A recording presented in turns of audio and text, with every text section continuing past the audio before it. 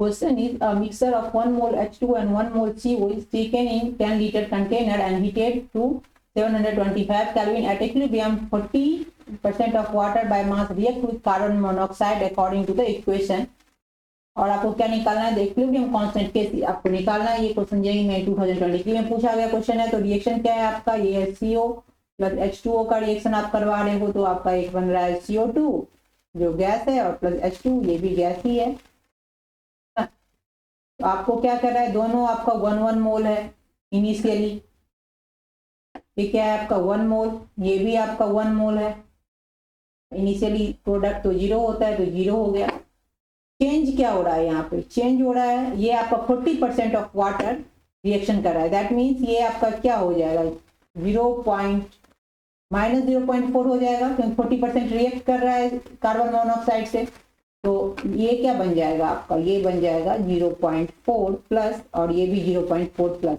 इसलिए बन जाएगा, देखिए 1 मोल CO रिएक्ट कर रहा है आपके 1 मोल H2O से, तो आपके पास 0.40% अगर वाटर रिएक्ट करेगा तो ये 40% कार्बन मोनोऑक्साइड यूज होगा, तो ये भी आपका -0.4 यूज हो जाएगा। और प्रोडक्ट जब भी हम बनाते हैं तो लिमिटिंग रिएक्टेंट से बनाते हैं, है ना, तो ये आपका 0.4 बना तो ये भी आपका 0.4 ही बनेगा।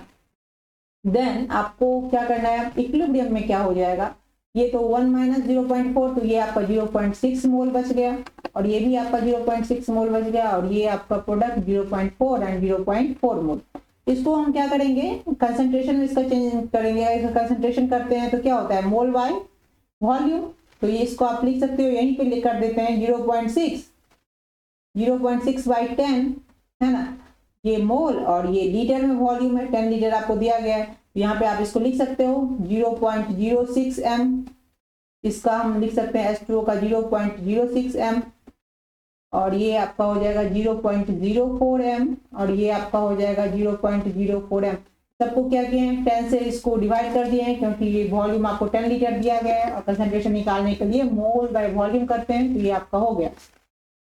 ठीक है, आपको Kc निकालना है इसलिए कंसंट्रेशन जो भी था, तो Kc का क्या फॉर्मूला हो जाता है, प्रोडक्ट का कंसंट्रेशन CO2 और H2, प्रोडक्ट का कंसंट्रेशन बाय रिएक्टेंट का कंसंट्रेशन, ये आपका हो गया CO और ये हो गया आपका H2O।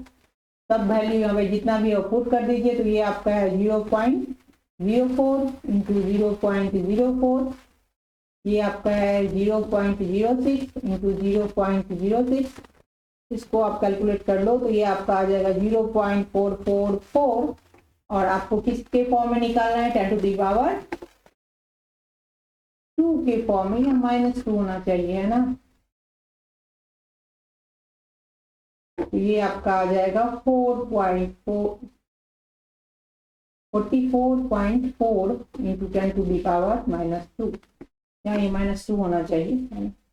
तो ये आपका जो आंसर आ जाएगा वो 44 आ जाएगा। यहाँ क्या आ जाएगा 44 नियरेस्ट, इसका 44.4 आया है, ये आपका 44। This is answer. Thanks for watching.